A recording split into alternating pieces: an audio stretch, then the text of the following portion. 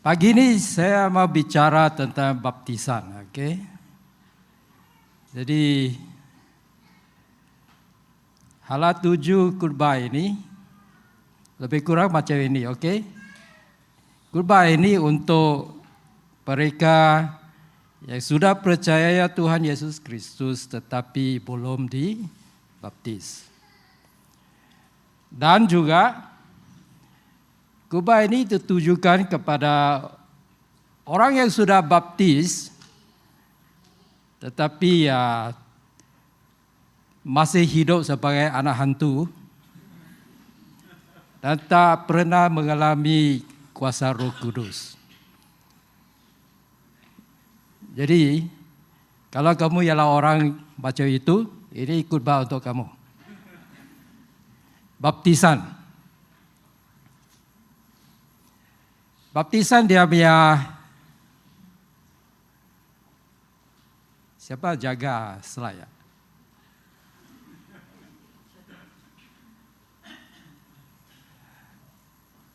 Baptisan, ini satu gambar mengenai orang yang sedang dibaptis.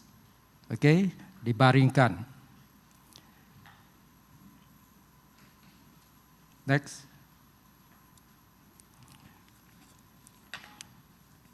Perkataan baptisan ini, dia bukan bahasa Inggris atau bahasa Malaysia, tetapi ini adalah bahasa yang dipinjam. Yang dipinjam dari bahasa Yunani ya. Bahasa Yunani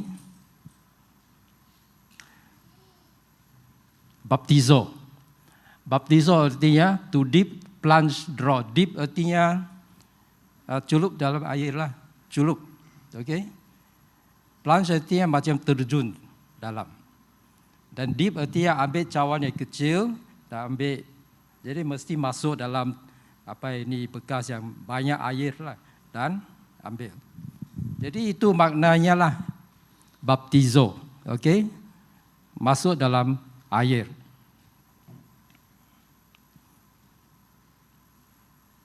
Next. Jadi inilah contoh macam mana kita gunakan baptizo atau baptis. Ini kita bahasa Inggris, bahasa Malaysia gunakan perkataan baptis.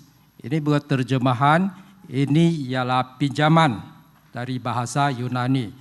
Jadi waktu kita mau warnakan kain, dan kita masukkan kain yang putih itu di dalam air yang berwarna itu, kita sedang baptis kain itu. Kain itu sedang dibaptis. Ini orang penan, orang penan buat parang yang tajam. Dia buat dari spring hilux atau spring lori. Itu ialah keluli yang sangat-sangat keras. Dan kalau kamu berjaya buat parang dari itu, banyak tajam. Jadi dalam proses buat parang, apabila dibakar sampai merah dan sangat panas, prosesnya perlukan ada keluli yang panas merah itu dipasukkan. Dengan cepat masukkan dalam air. Okey? Ini juga kita boleh kata keluli itu dibaptiskan. Nah ini juga dari Sarawak. Orang Sarawak waktu dia masuk hutan dia suka bawa satu jenis biskut yang keras. Mengapa? Dia tahan lapar. Okey? Jadi waktu dia makan dia suka culup dalam kopi. Okey? Jadi kita boleh kata biskut itu dibaptis. Okey?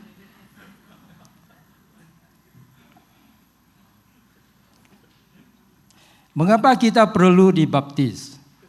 Nah, ini orang yang belum dibaptis, perlu dengar inilah. Mengapa kita perlu dibaptis?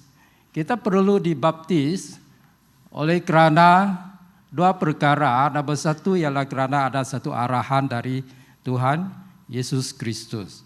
Seperti kita baca di sana, Yesus datang dan berkata kepada mereka, segala kekuasaan telah diserahkan kepadaku, baik di surga maupun di bumi. Oleh itu pergilah, jadikan semua bangsa murid-muridku.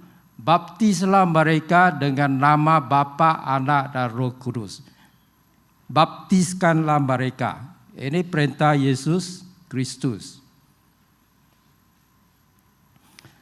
Dan nomor 2, di dalam Kisah Para Rasul bab 8, 13, kemudian Simon sendiri percaya dan setelah dibaptis dia terus menyertai Filipus dan amat kagum melihat mukjizat-mukjizat serta tanda yang dilakukan.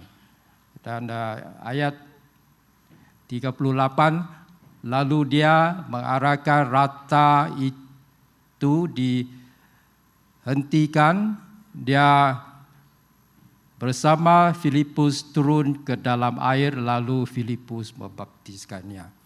Ini nomor 2 itu ialah mengenai amalan di gereja purba. Orang yang percaya dibaptis. Sida itu yang dibaptis oleh Philip, dia percaya, terus percaya dan jumpa air, dia masuk dalam air bersama Filipus dan dibaptis. Jadi ini 2 sebablah mengapa kalau kamu belum dibaptis, kamu perlu dibaptis. Nomor 1 oleh kerana ada arahan Tuhan Yesus Kristus, dan nomor 2 oleh kerana ini memang amalan gereja purba. Dan itu kita buatlah sampai hari ini. Next.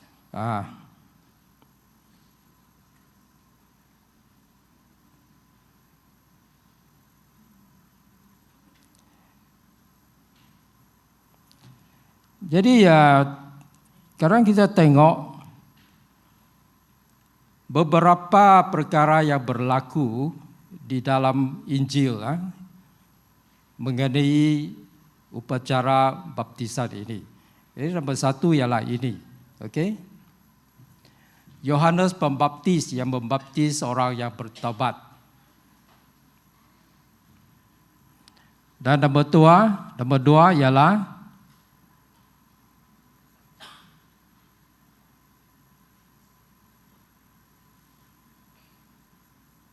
halo.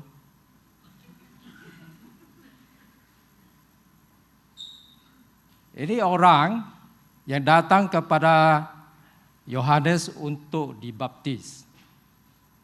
Mereka bertaubat, datang kepada Yohanes dan dibaptis. Mereka datang mendapati Yohanes, mereka mengakui dosa mereka lalu dibaptis oleh Yohanes di Sungai Yordan.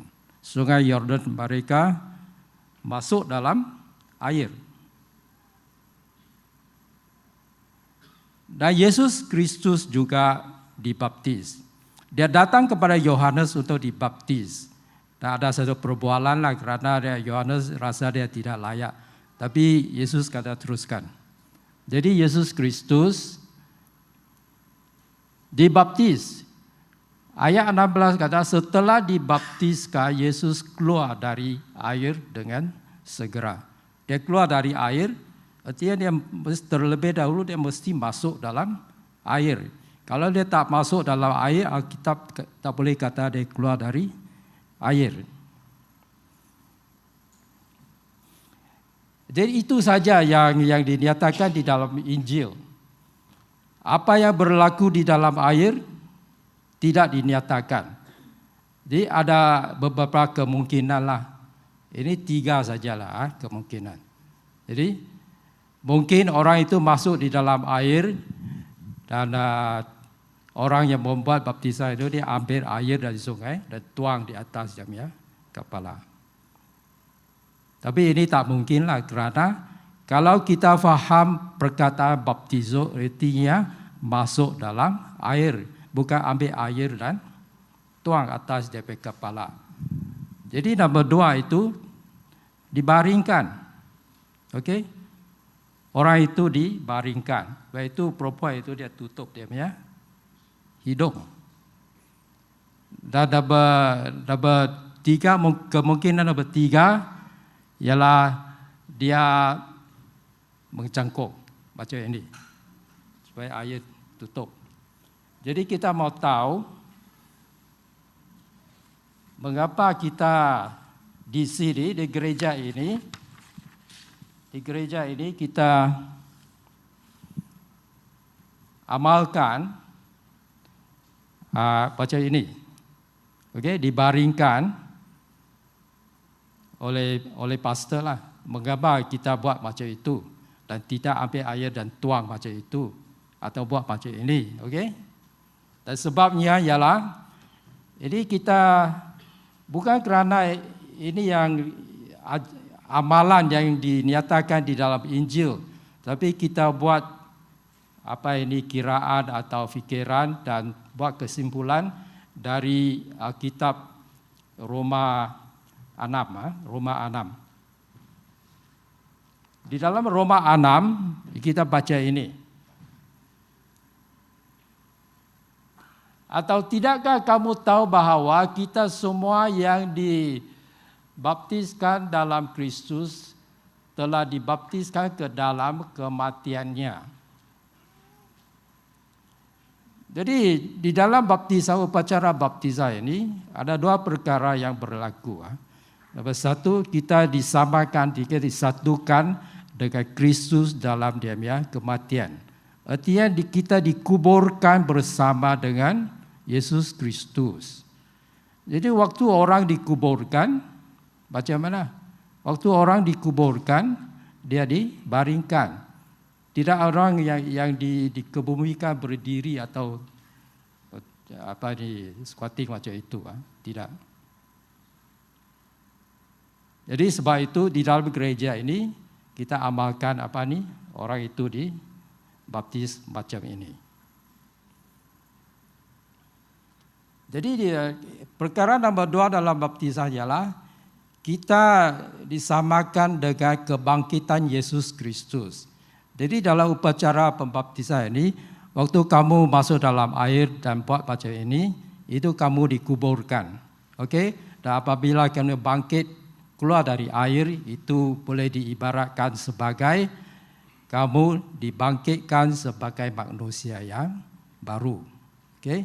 Kamu ialah manusia yang baru.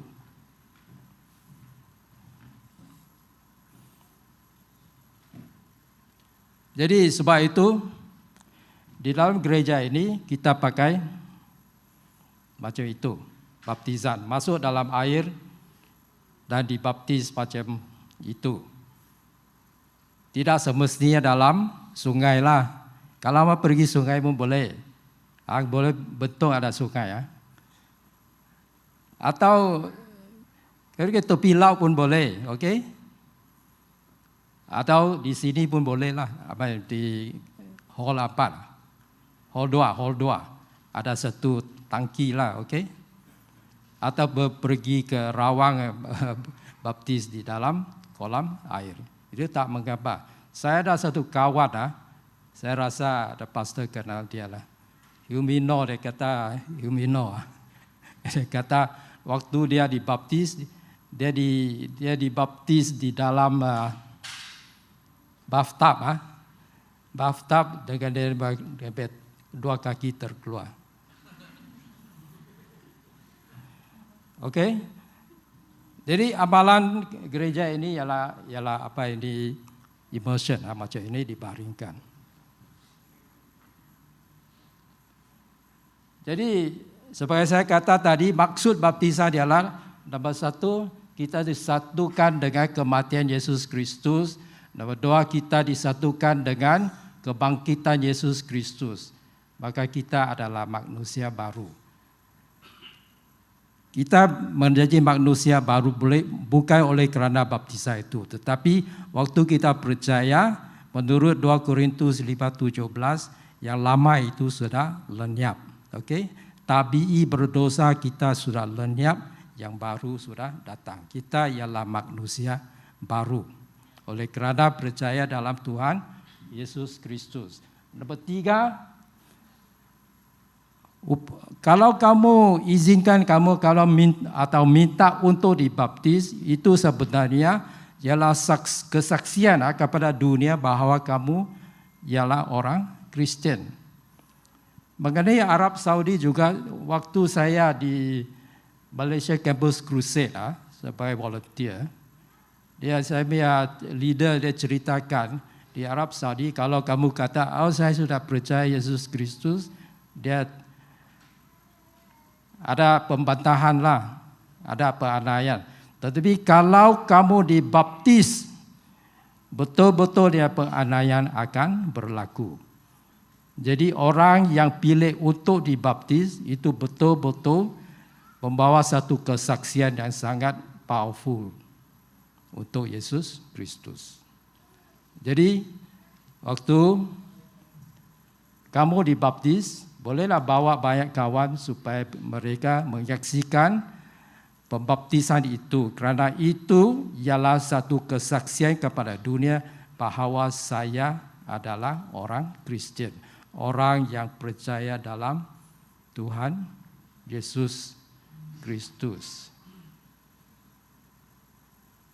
Adakah ini bermakna bahawa kalau kamu tidak dibaptis, kamu tidak selamat? Dalam Alkitab tidaklah. Kerana ada juga orang yang percaya Yesus Kristus tetapi tidak sempat dibaptis. Ini dua penjahat yang disalibkan bersama Yesus Kristus. Satu antara penjahat itu mengakui Yesus Kristus. Yang lagi satu mencaci dia. Jadi yang mengakui Yesus Kristus kata, Tuhan Yesus, ingatlah saya. Dan Yesus kata kepada dia, saya berkata kepada kamu, hari ini kamu bersama dengan aku di Firdaus. Apa itu Firdaus? Firdaus belum syurga lagi ya. Orang yang mati belum pergi ke neraka atau pergi ke syurga lagi. Mereka pergi, sama ada pergi ke Firdaus atau ke Hades. Okey? Sebagai ingat waktu percakapan antara orang kaya itu yang tidak peduli langsung tentang Lazarus. Lazarus mati dan pergi Firdaus. Dan orang kaya itu dia pergi ke Hades. Okey? Belum neraka, belum syurga lagi. Dan di antara dua alam ini, Firdaus dengan neraka, tidak ada satu jurang yang sangat besar, tak boleh menyeberangi. Okey? Jadi kedua-dua jenis orang ini, sama ada di Hades atau di Firdaus, mereka tunggu Yesus Kristus kembali kali kedua. Lalu mereka akan dihakimkan dan barulah masuk ke neraka atau masuk ke surga. Jadi mengapa saya katakan ini ialah kalau kamu ialah orang yang sudah percaya tapi tidak sempat dibaptis, kamu punya tempat di surga, jaminlah. Okey? Tetapi kalau kamu sudah percaya Yesus Kristus tetapi pilih untuk tidak dibaptis, itu soalan lain.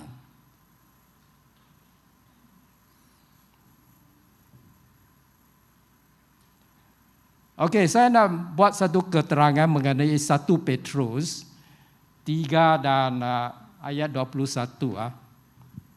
Tapi untuk konteks kita perlu bukalah 1 Petrus dan baca dari ayat sebelum 21.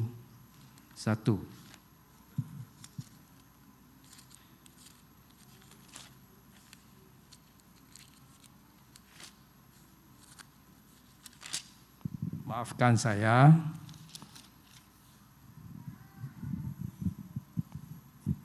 Okey, saya bacalah 1 Petrus 3.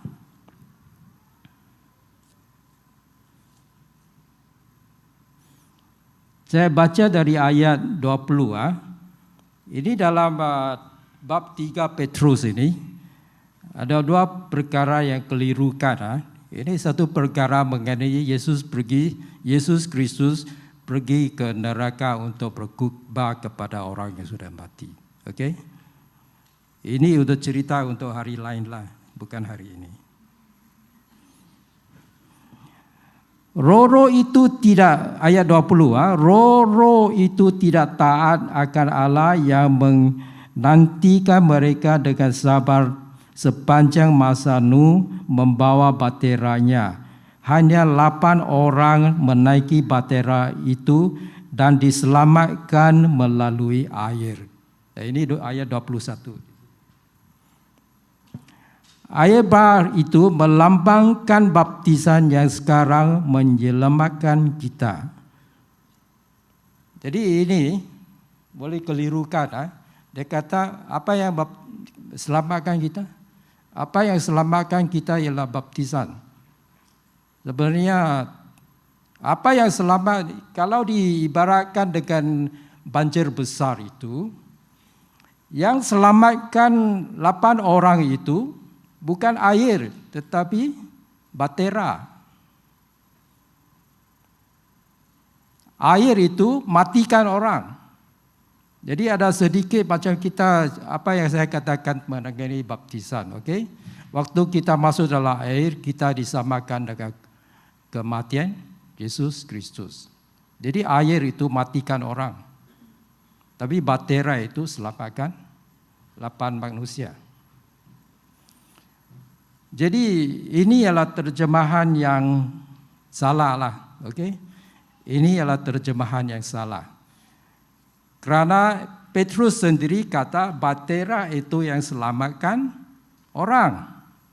Dan lagi dia kata baptisan yang menyelamatkan kita, baptisan bukan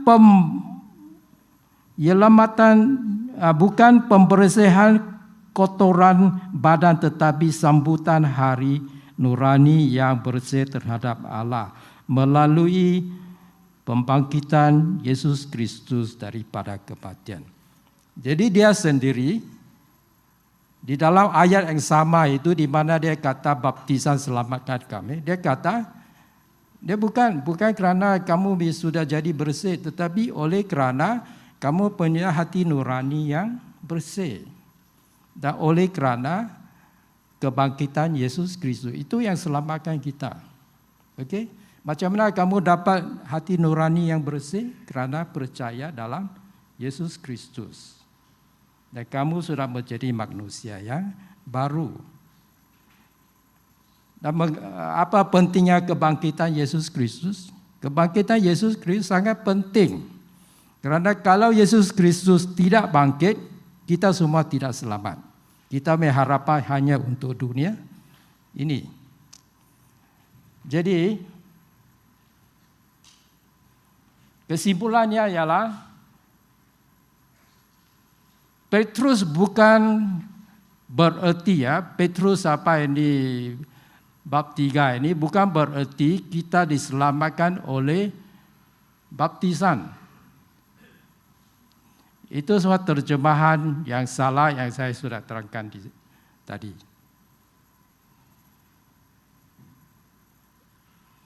Jadi terjemahan itu kalah. Apa maksud kalah? Dikalahkan oleh ayat-ayat yang lain. Di sini ada 4 ayat saja di dalam Alkitab. Tetapi ada banyak lagi. Jadi terjemahan yang salah itu dikalahkan oleh terjemahan apa ini fakta-fakta ini. Mengenai macam mana kita diselamatkan oleh iman. Okey, Efesus 2 ayat 8 dan 9 dan Kolose 2 ayat 12. Kamu telah dikuburkan bersamanya dengan baptisan dan telah dibangkitkan bersamanya melalui iman dalam kuasa Allah. Kamu selamat oleh kerana percaya.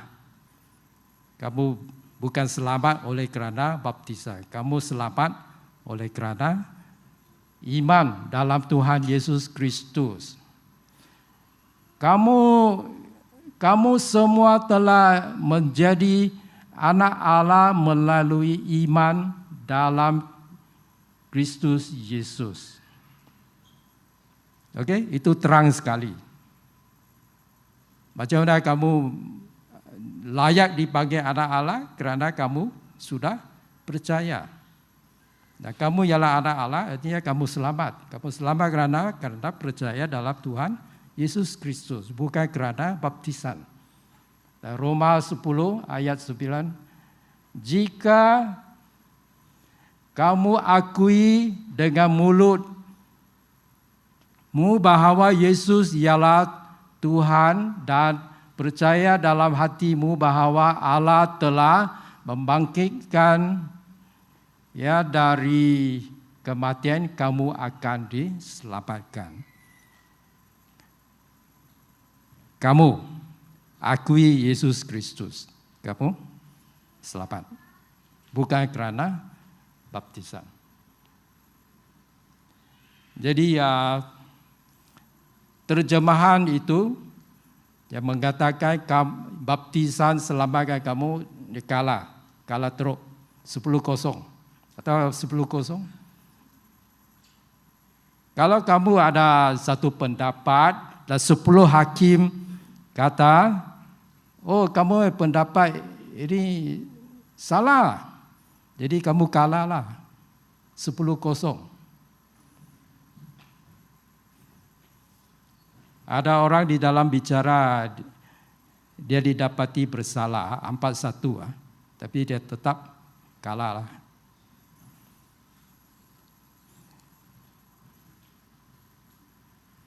Okey, ada satu lagi perkara dan ini kita baca di sini.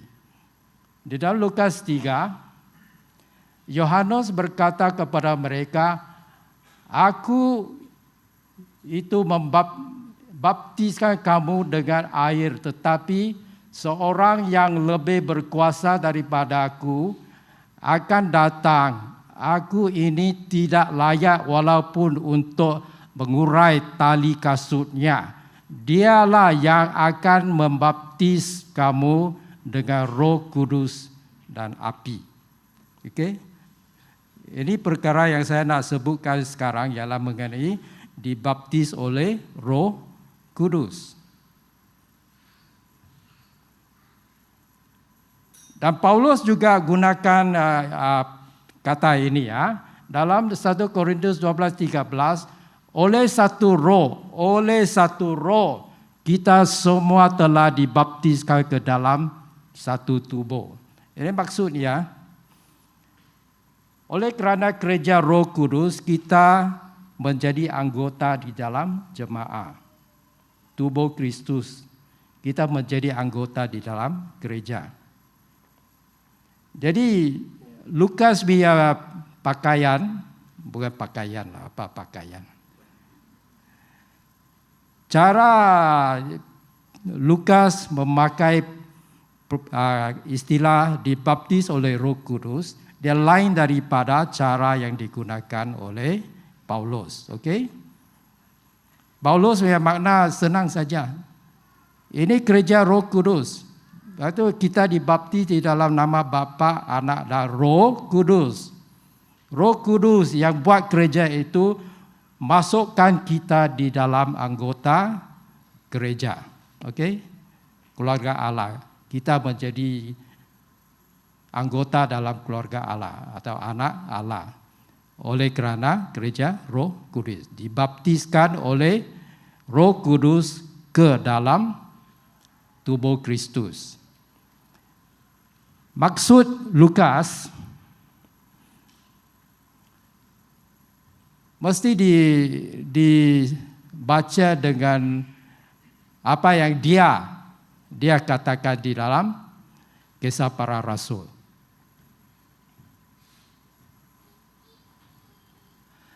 Pada satu hari ketika Yesus bersama mereka, dia berpesan supaya mereka jangan meninggalkan Yerusalem.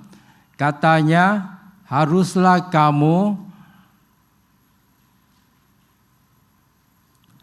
kamu menantikan apa yang dijanjikan Bapa dan yang telah kamu dengar daripadaku.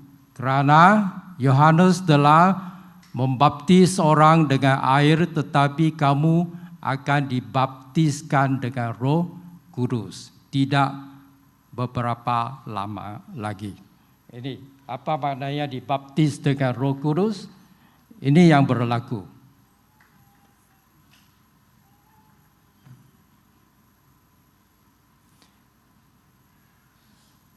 Dia berkata kepada mereka, tidaklah diberi bagi kamu mengetahui waktu atau saat yang sudah ditetapkan oleh Bapa dalam kekuasaannya sendiri.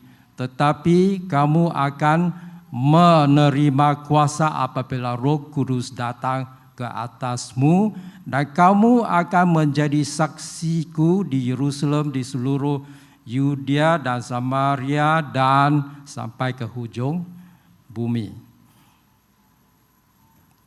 Jadi apabila Lukas kata Yesus Kristus akan baptiskan kamu dengan Roh Kudus, dia maksudnya ialah ini, kamu akan terima kuasa.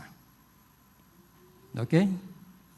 Jadi di sinilah saya ingatkan kepada kita, kalau kamu sudah dibaptis tetapi kamu tidak ada kuasa Roh Kudus, kamu kena jumpa pastor lah. Okey?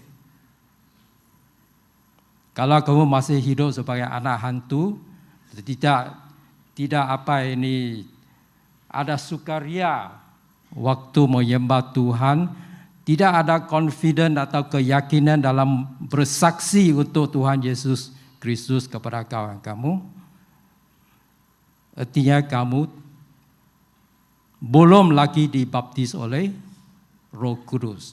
Kamu belum lagi ada kuasa yang dinaikkan dalam Kisah Para Rasul bab 1 ayat 8.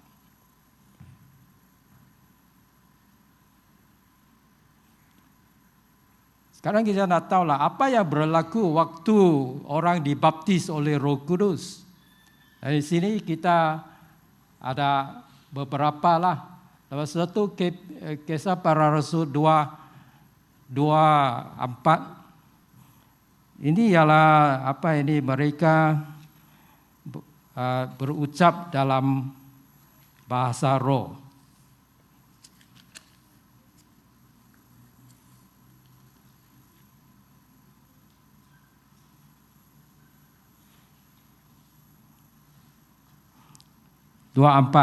Kisah Para Rasul 2:4. Mereka semuanya dipenuhi Roh Kudus, lalu mulai bertutur dalam pelbagai bahasa asing seperti yang telah diberi oleh Roh.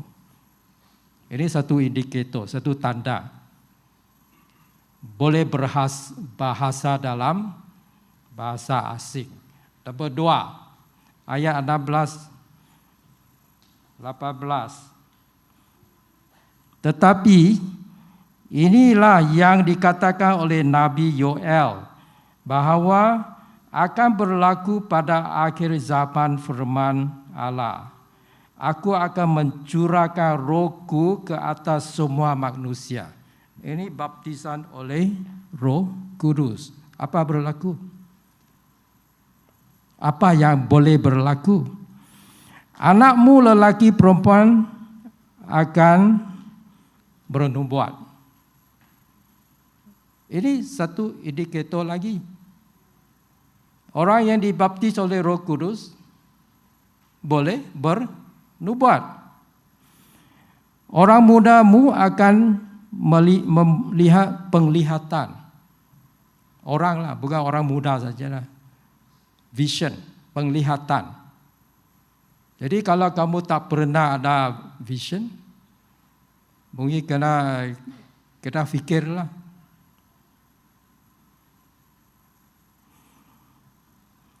Orang tuamu akan bermimpi. Banyak cerita, banyak kesaksian mengenai macam mana ada mimpi. Itu ialah kerja Roh Kudus. Aku akan mencurahkan rohku ketika itu, lalu mereka bernubuat. Jadi ini tanda-tanda, ada indikator bahawa seorang itu telah dibaptis oleh roh. Nombor satu, dia boleh ucap dalam bahasa asing. Nombor dua, dia boleh bernubuat. Dia boleh nampak penglihatan, dia boleh bermimpi dari roh. KPR 13.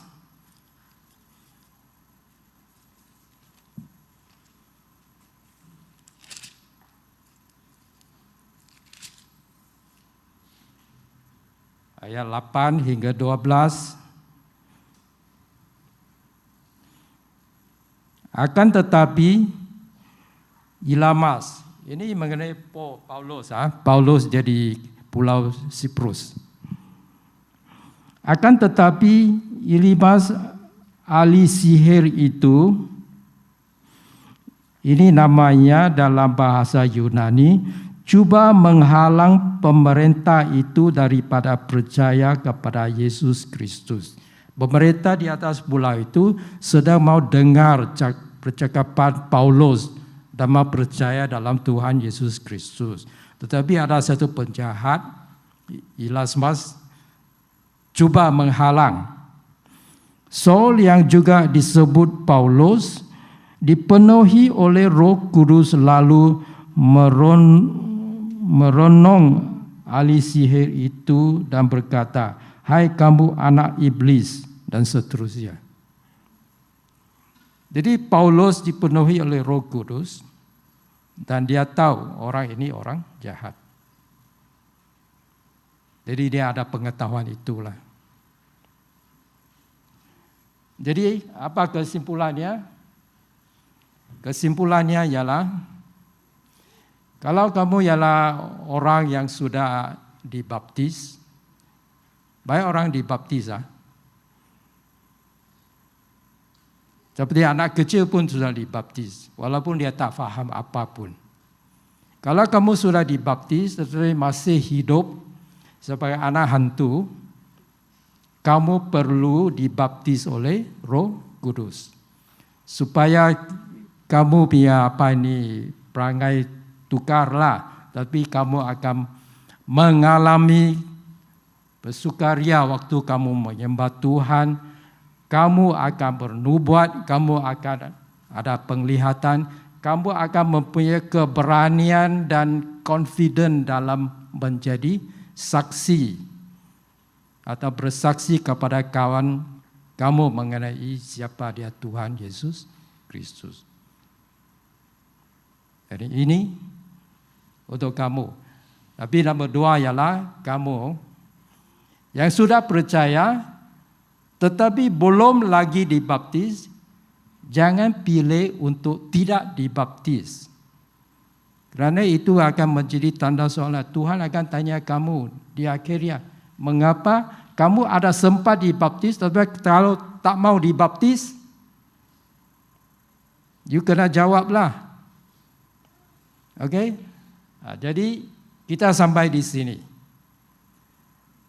Jadi sesiapa yang sudah dibaptis tetapi masih hidup tidak seperti seorang Kristen, kamu boleh datang ke hadapan. Tentu sekali elder dan pastor dan elder akan berdoa untuk kamu. Dan kalau kamu sudah percaya tetapi belum dibaptis, kamu juga boleh datang ke hadapan dan kita akan berdoa untuk kamu dan memberi kamu nasihatlah bila dibaptis. Apakah perkara yang mesti dilalui dulu sebelum kamu dibaptis? Okey, saya ada sesiapa musicians? Ada sesiapa yang sudah dibaptis tetapi belum dibaptis oleh Roh Kudus, masih lemah, masih tidak ada kuasa, kamu tampil ke sini, dan yang mau dibaptis tampil ke sini. Saya akan tunggu lagi 3 saat, lepas itu saya akan berdoa.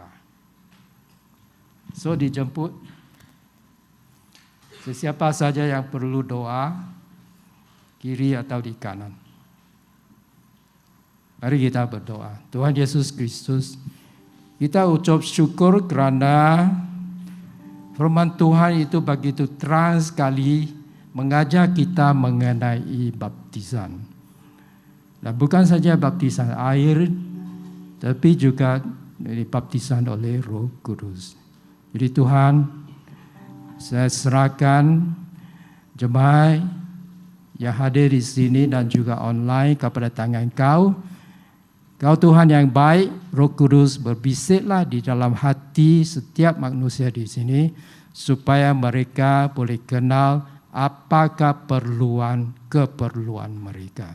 Saya doakan ini semua dalam nama Tuhan Yesus Kristus. Amin.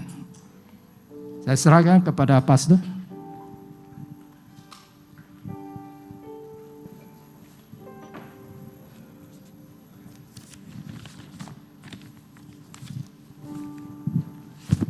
Terima kasih, Patang, berikan tepuk tangan untuk Tuhan, untuk firman Tuhan yang kita dengar.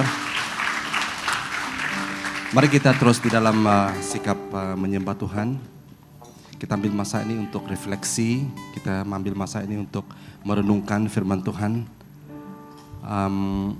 Tentang hal yang sederhana sebenarnya tentang baptisan.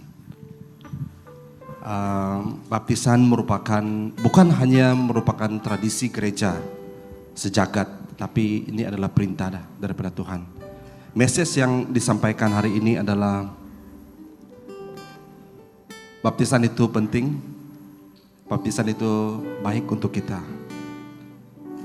Semalam waktu saya lihat-lihat file dan saya ternampak sijil baptisan saya saya dibaptis pada 1989. Umur saya waktu itu 12 tahun, 13 tahun. Dan saya merenungkan sijil baptisan saya itu, dan itu mengenangkan memori, bukan saja memori tetapi satu kebanggaan saya memberikan diri. Dan karena kepingan kertas sijil itu yang membolehkan saya pergi ke Israel. Karena kalau pergi ke Israel perlu ada baptisan, sijil baptisan. Kalau tidak ada sijil baptisan tidak boleh dikawinkan di gereja. Bukan itu saja sebenarnya, tapi arti rohaninya itu sangat penting. Saya tidak tahu Anda semua yang sudah dibaptis, pengalaman kamu waktu kamu dibaptis. Saya secara personal masih ingat lagi memori waktu saya dibaptis di Sungai Padas di Sepitang itu, kuning, berlumpur itu. Dan untuk kami turun dari tebing atas itu sangat susah karena berlumpur, kaki masuk dalam tanah. Tapi saya ingat memori itu satu hal yang sangat-sangat indah. Karena itu saya sungai yang paling dekat dengan gereja kami di Sepitang pada waktu itu saya masih sekolah. Tapi saya masih ingat secara vivid waktu saya keluar dari air yang kuning itu di waktu dibaptis itu. Saya merasakan ada sesuatu yang terjadi dalam hidup saya. Dan saya sadar dan saya tahu hari ini kenapa saya dipanggil Tuhan untuk menjadi hamba Tuhan. Karena sejak itu saya mendedikasikan hidup saya kepada Tuhan. Jadi dorongan untuk Anda semua hari ini, bagi Anda yang belum dibaptis. Tadi Pak Tang mencabar kita, kalau Anda belum dibaptis, Anda sudah percaya kepada Tuhan Yesus, yes, itu baik. Tapi kalau Anda punya kesempatan untuk dibaptis, why not? Dan itu satu persoalan yang perlu kita pikir, ya. Dan baptisan itu tidak pernah dipaksa, kan? Tidak pernah dipaksa, tetapi saya sangat percaya, saya yakin bila kita memberi diri untuk dibaptis. Karena di dalam gereja kita di DMC, sebelum Anda dibaptis, Anda harus ikut kelas dulu.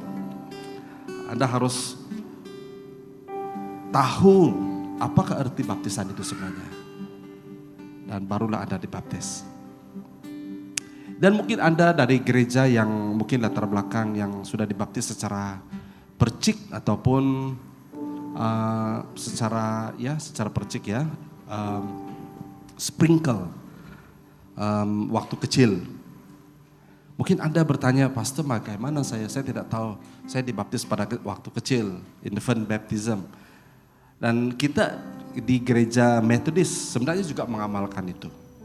Tapi Anda mungkin ada satu pertanyaan, Pastor saya mau tahu tentang apa itu arti baptisan sebenarnya.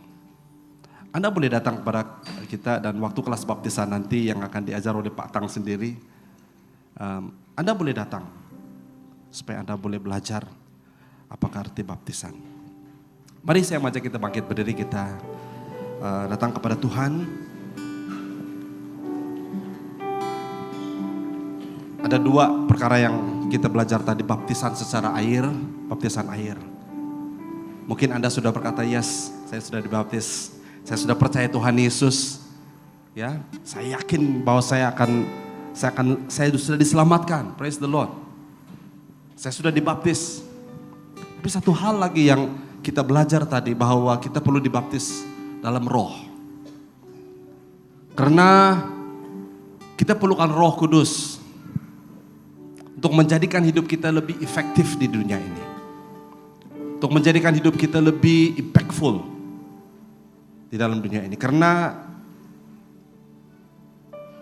kita hidup di dunia ini punya tujuan, kita hidup di dunia ini punya purpose. Bukan hanya untuk menjadi orang biasa-biasa.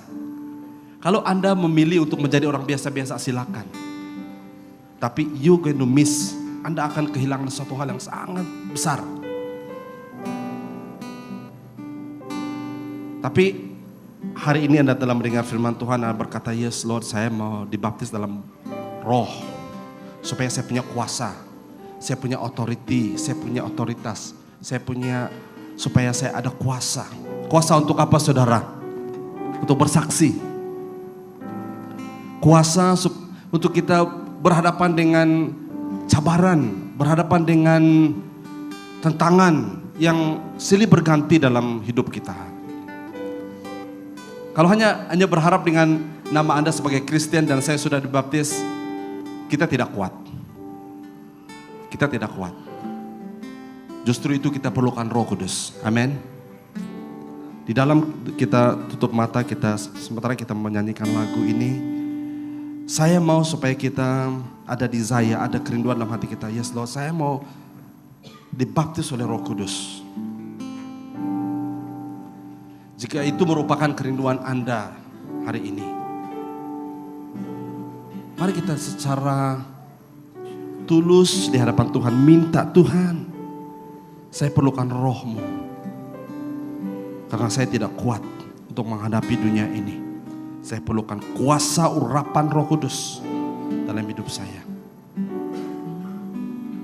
Jika itu merupakan kerinduan hati Anda boleh taruhkan tangan kanan Anda di dadamu. Dan saya berdoa dan kita akan berdoa untuk Anda semua. Thank you Lord. Mari kita menyembah dalam aku di dalam darah-Mu, anak domba. Yes Lord. Jamah bibir, luruskan hatiku dengan Roh-Mu.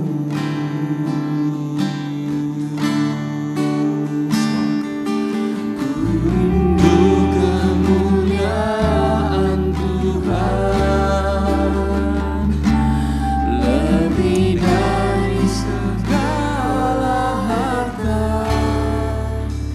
Jadikan ku hamba berkenan kepadamu.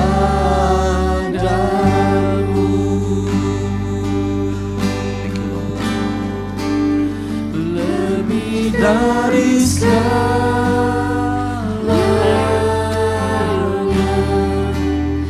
ku ingin Izinkan Roh Kudus berbicara dalam hati Anda masing-masing pada saat ini. perak dan perak. Kita perlukan baptisan Roh Kudus dalam hidup kita untuk memberikan kita kuasa, memberikan kita authority, memberikan kita kemampuan.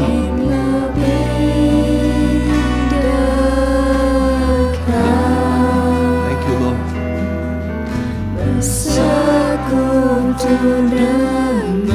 Kenapa Jadikan ku hamba setia kepadamu.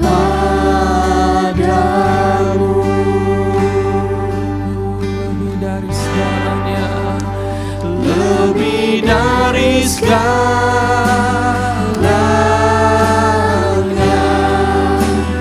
ku ingin Kau Tuhan. Yes Lord. Emas merah dan permata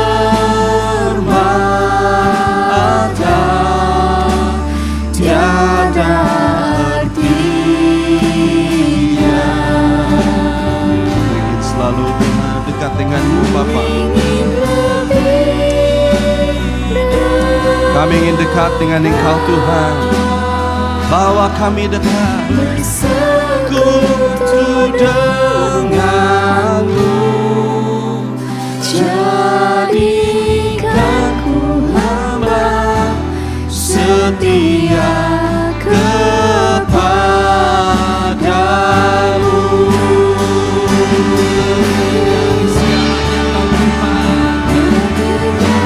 Segalanya, ku ingin Kau Tuhan. Emas perak dan permata tiada artinya.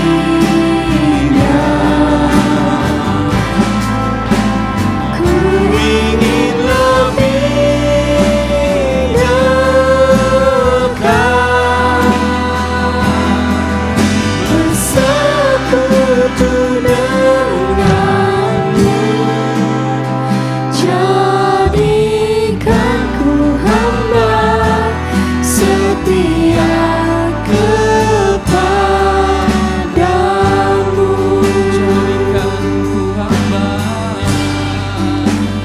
Jadikan ku hamba setia kepadamu. Jadikan kami hamba yang tetap setia Tuhan. Jadikan ku hamba setia kepadamu. Kami bersyukur Tuhan, karena kami telah memilih Yesus. Kami telah memilih untuk percaya kepada Yesus. Yesus yang telah mati, yang telah bangkit. Kami telah memilih untuk memberi diri kami dibaptis, sehingga kami telah mendeklarasikan iman kami kepada dunia bahwa kami adalah milik Kristus. Dan saat ini Tuhan, kami perlukan Roh Kudus untuk terus membaptis kami dengan kuasa Roh Kudus, supaya kami ada kuasa untuk berbahasa dalam bahasa roh, untuk kami bernubuat, supaya kami dapat penglihatan, supaya kami dapat melakukan perkara-perkara yang supernatural dalam kehidupan kami. Oh Tuhan, kami berdoa pada hari ini Tuhan Yesus, kami tidak mau menjadi Kristen yang biasa-biasa. Kami tidak hanya mau menjadi Kristen yang biasa-biasa, tapi karena kami mau menjadi orang yang akan dipakai Tuhan. Kami ingin mau jadi hamba-Mu yang setia. Kami mau menjadi hamba-Mu yang setia, yang akan dipakai Tuhan dengan luar biasa, supaya kami dapat menjangkau jiwa bagi Engkau, supaya kami menjadi kesaksian, kami menjadi berkat bagi keluarga kami, community kami, society kami, masyarakat kami, dimanapun kami berada Tuhan. Kami mau dipakai oleh Tuhan. Oh haleluya Tuhan Yesus. Kami tidak mau menjadi orang Kristen yang hanya menunggu kedatangan Tuhan Yesus dan kami tidak melakukan apa-apa, tapi kami mau Tuhan Yesus menjadi orang Kristen yang berimpak. Kami mau menjadi Kristen yang menjadi saksi bagi Engkau Tuhan. Justru itu Tuhan, kami perlukan Roh Kudus. Mari jemaat Tuhan, kita berdoa bersama-sama pada pagi hari ini. kita minta pencurahan Roh Kudus di atas hidup kita. Kalau engkau belum pernah merasakan kuasa Roh Kudus dalam hidupmu, engkau belum merasakan jamahan Roh Kudus dalam hidupmu, Roh Kudus itu dia ingin menjamah hidup kita. Dia ingin membaptis kita dengan kuasanya, karena dia ingin memberikan kuasanya. Dia tidak mau supaya kita hanya menjadi Kristen biasa-biasa, tapi dia mau menjadikan kita Kristen yang powerful. Haleluya. Ora baba shikira da baba. Hira da da da da da da.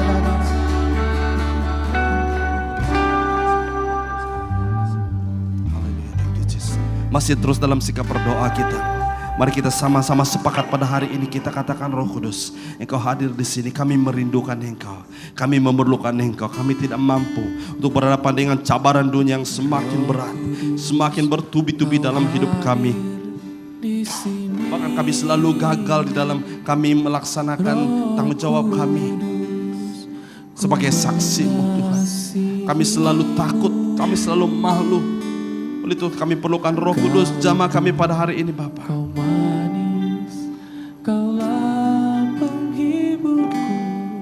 Mungkin ada di antara kita selama ini kita mendambakan, kita mencari, kita berdoa untuk mukjizat Tuhan terjadi dalam kehidupan kita.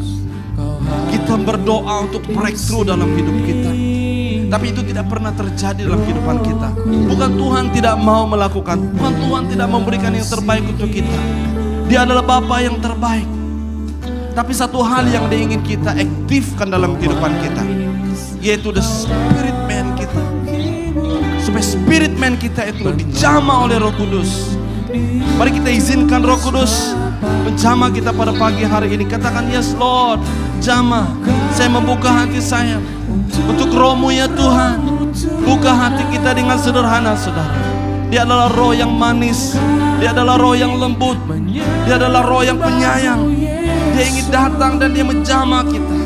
Dia ingin memberikan kita kuasa, dia ingin memberikan kita kekuatan, dia memberikan kita damai sejahtera. Dia ingin memberikan kita kuasa yang dari atas. Mari kita nyanyikan lagu ini sekali lagi. Roh Kudus Engkau hadir. Roh Kudus Kau hadir di sini. Roh Kudus Ku mengasihi-Mu. Kau lembut, Kau manis, penghiburku, penolongku, diutus Bapa-Ku. Ku buka hati untuk Roh Tuhan.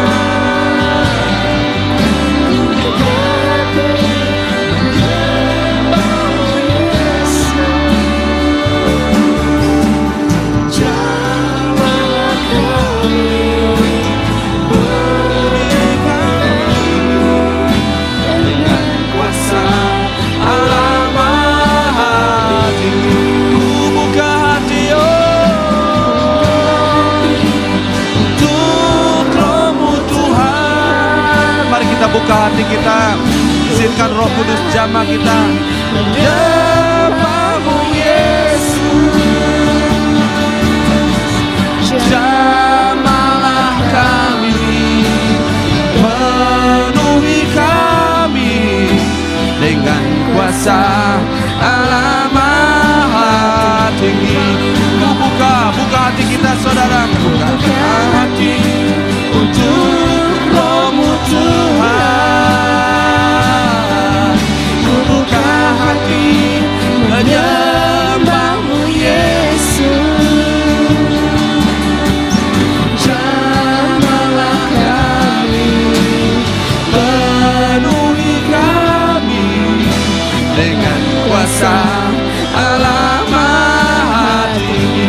Ku buka hati kami Tuhan, ku buka hati untuk Roh-Mu Tuhan. Buka hati kami Bapa, jamah kami pada pagi hari ini Tuhan. Kami perlukan jamahan-Mu, kami perlukan Roh-Mu Tuhan dalam hidup kami Bapa. Kami tidak mampu menghadapi dunia ini. Kami penuhi kami dengan kuasa Allah Maha Tinggi. Jamah kami, penuhi kami dengan kuasa Allah Maha Tinggi. Oh, jamah penuhi kami dengan kuasa Allah Maha Tinggi.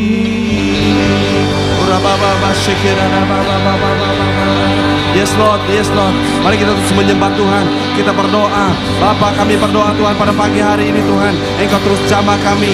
Engkau terus jamah kami. Hadirkan Tuhan Roh-Mu.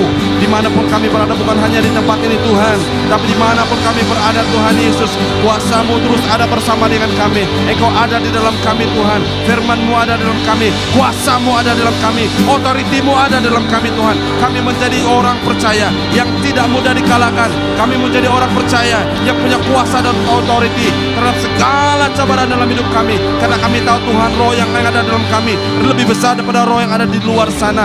Kami tahu Tuhan Yesus, Kau telah memberikan kuasa. Segala kuasa dan otoriti Engkau telah berikan kepada kami supaya kami pergi untuk menjadi saksi-Mu ya Tuhan. Karena apa yang Roh Kudus lakukan dalam hidup kita, bukan saja kita menjadi orang yang powerful, kita bukan hanya menjadi ketakutan kepada iblis, tapi kita menjadi berani untuk bersaksi tentang kematian dan kebangkitan Kristus dalam kehidupan kita. Kita membawa kemuliaan Tuhan bersama dengan kita. We carry the glory of God. Dimanapun kita berada, orang akan melihat ada sesuatu yang lain dalam hidup kita. Karena kita membawa anugerah Tuhan, kita membawa kemuliaan Tuhan dimanapun kita berada. Itu adalah tanda kita ditandai oleh Roh Kudus. Itu adalah tanda bahwa kita telah dibaptis, dipenuhi dengan Roh Kudus. Thank you Lord. Terima kasih Tuhan karena Kau telah memberikan kami penolong, yaitu Roh Kudus, untuk membantu kami dalam kelemahan kami, dalam kekurangan kami, dalam ketidakkemampuan kami. Roh Kuduslah yang menolong kami. Kami perlukan Tuhan dalam hidup kami. Terima kasih Tuhan untuk hari ini, untuk firman-Mu yang telah kami dengar. Jemaat Tuhan yang dikasih, kita sudah mendengar firman Tuhan. Bahkan kita sudah membuat respon kita dalam hati kita masing-masing. Inilah waktu dan saat kita akan terus melakukan firman Tuhan dalam kehidupan kita. Bagi Anda yang belum dibaptis, taruhkan tekad dalam hatimu. Yes Lord, saya mau dibaptis, saya mau beri diri saya dibaptis. Apapun yang menjadi penghalangmu ataupun yang menjadi keraguan dalam hatimu, engkau boleh datang berjumpa dengan kita, pemimpin-pemimpin gereja. Dan jika Anda siap untuk memberi diri dibaptis, engkau datang cepat-cepat dengan kita, dan kita akan mengatur masa untuk Anda supaya Anda mengikuti kelas baptisan dan dibaptis. Bagi Anda yang mungkin tidak begitu yakin dengan baptisan Anda pada suatu masa dulu, Anda juga boleh datang dan berjumpa supaya Anda yakin. Terima kasih Tuhan untuk firman-Mu, untuk ibadah kami pada pagi hari ini. Bila segala pujian, hormat kami kembalikan kepada-Mu ya Tuhan. Hamba-Mu Pak Tang yang sudah menyampaikan firman-Mu Tuhan, Engkau pakai dengan lebih lagi. Pakai dia dengan luar biasa. Di dalam pelayanannya, dalam kehidupan keluarganya, dalam apapun yang dia lakukan, dia akan terus sukses. Dia akan terus berjaya dan berhasil dalam segala sesuatu. Engkau berkati dia Tuhan Yesus dengan luar biasa. Bagi kami yang sudah mendengar firman Tuhan, kami terima firman-Mu dengan seadanya. Bila firman Tuhan itu menguatkan kami, menjadi kekuatan kami. Terima kasih Tuhan. Jemaat Tuhan yang dikasihi, angkatlah kedua belah tangan-Mu dan terimalah doa berkat. Tuhan berkuasa memelihara-Mu supaya kamu tidak tersandung, dan membawa-Mu ke hadirat-Nya yang mulia tanpa cacat celah dan dengan penuh sukacita. Dialah Allah yang esa, penyelamat kita melalui Yesus Kristus Tuhan kita. Bagi Dialah segala kemuliaan, keagungan, kekuasaan, dan kehormatan dari dahulu, sekarang, sampai selama-lamanya. Di dalam dan di atas nama Tuhan Yesus Kristus, kami sudah berdoa dan mengucap syukur. Dan setiap anak-anak Tuhan yang diberkati Tuhan, mari kita sama-sama katakan amin. Berikan tepuk tangan untuk Tuhan kita. Haleluya.